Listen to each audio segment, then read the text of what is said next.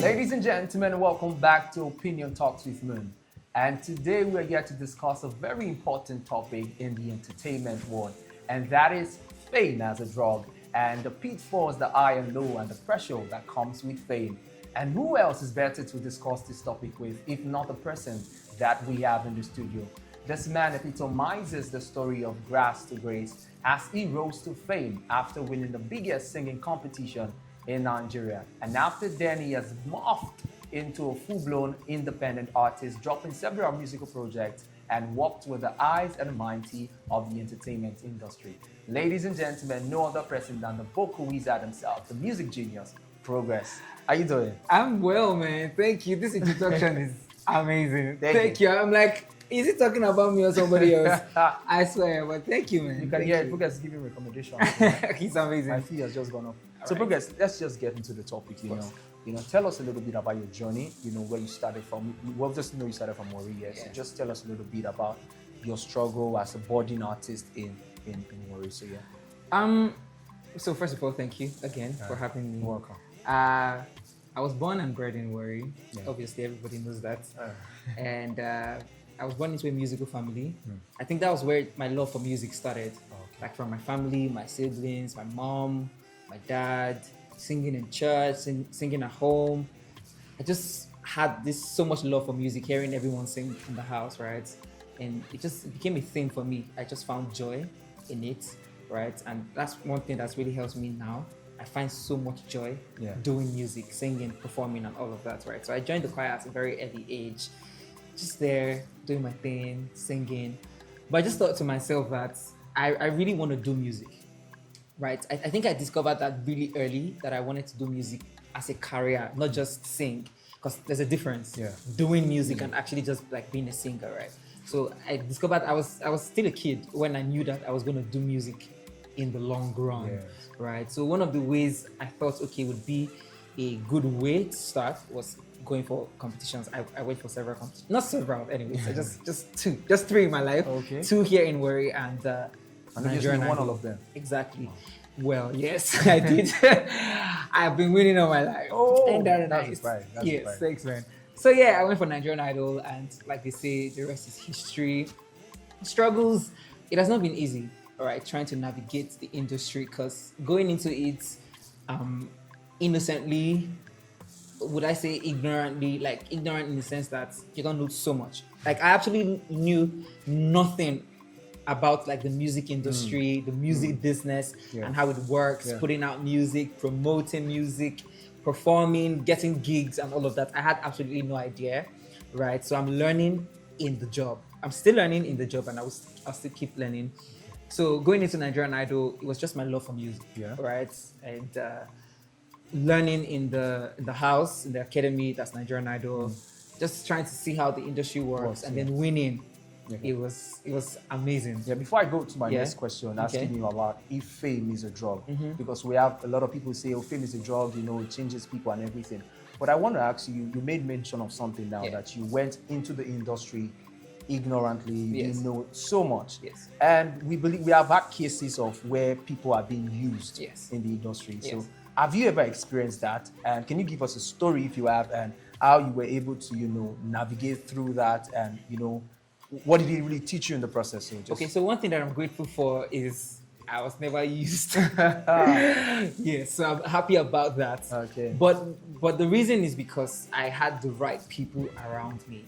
I had the right team, the right friends. I think the first person I worked with was like the first producer I worked with, Dre Beats, was really amazing. He helped with my first record, Lift Me Up, right?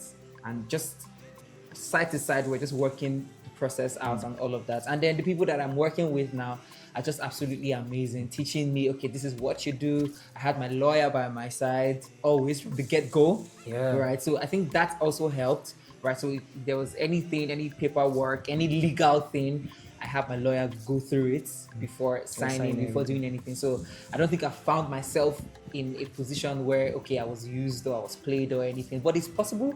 It happens. But one thing that I'll say to every upcoming artist, to anyone in the entertainment space or wherever you find yourself, just have the right people like behind you and beside you to walk you through the journey. So Yeah.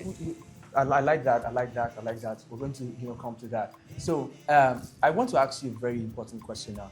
What actually do you think is responsible for the change in people's character and attitude? Do you feel like it's fame as a drug? People get high on it and they forget where they are coming from and everything you get. Do you feel like that's the cause? So what do you feel about that? Well, yeah. So sometimes it's just that personality. It has always been there. Okay. Right. But then there was no trigger. Okay. So the moment you get fame, you start making money. A lot of people know you. You start seeing the real character for some people. Right. That's one. While others, it just came with the fame. They weren't like that before, but it just changed them. Okay. Right. So I feel like you should be grounded. You should have a grounded foundation. Both your personality, your work. I'm a Christian. Your work with God, you should have that, because those are the things that will keep you grounded. And because it's very possible for fame to get into your head. It is absolutely possible. You get what I mean? So you just have to be really, really careful. You have to be really careful. Like you said, fame is an actual drug. Okay. Yes, it is. Okay. So you just have to be careful and just treat people right. Right. So how I work with people, I don't put whoever you are first. I put you as a person, as a human being, yes. first, before any title, pastor or whatever public figure that you are, right? So you need to be a good person as a human being. Yes. If you're a good person, I don't think fame would be a problem. Okay. Thank you so much. So you've heard it, Progress have said it, and who's better to actually talk about this than if not Progress? The winner Nigerian Idol season 7. So we want to ask you a very, very important question at this point now. So you're somebody I know personally on a personal level. I know you before fame and after you became famous. So tell me, what has been that driving force? Everybody that has encountered you will say one thing: Progress is very humble. Yes, Progress is very humble. One of the most humble celebrities you are going to meet. Oh my God! So, what has kept you, to stay that same person, that same Progress? Because we've seen that you've actually walked with the same people that you had, likes of IK Films, your church and everything. Yeah. So, what has kept you grounded? Well, I'll say it's just who I am. Okay. Right. It's just who I am. My foundation, and shout out to my parents.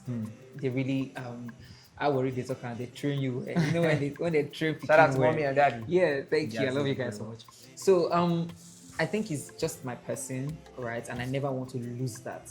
Hearing this from a lot of people saying, "Oh, this is who you are and this is why we love you," who would want to lose that, right? So whatever it is that I'm doing, sometimes I don't even know that I'm doing that because it's just inbuilt. It's just in me.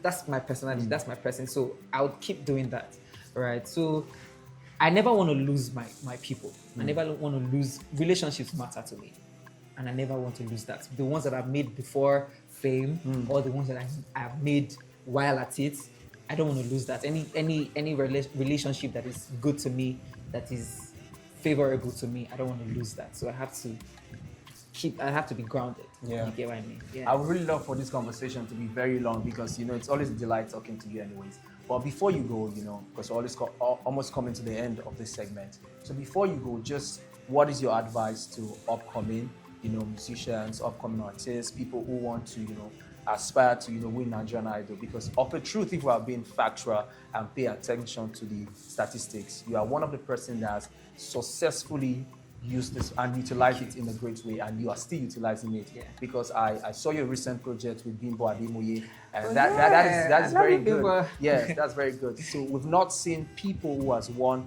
the Nigerian Idol, utilize that platform. So what is your advice to somebody who wants to, go for Nigerian Idol, somebody who's an upcoming musician that wants to be like Progressive? Well, it's really not easy beyond like winning Nigerian Idol, whoever it is, right? It's really not easy being in the industry, in the space, entertainment space, or whatever it is that you're doing, right? So one thing that I'll say is no pressure. That's one thing that I tell myself every day, because we are striving for things, we're trying to achieve different things, be it music, be it whatever it is that you're doing.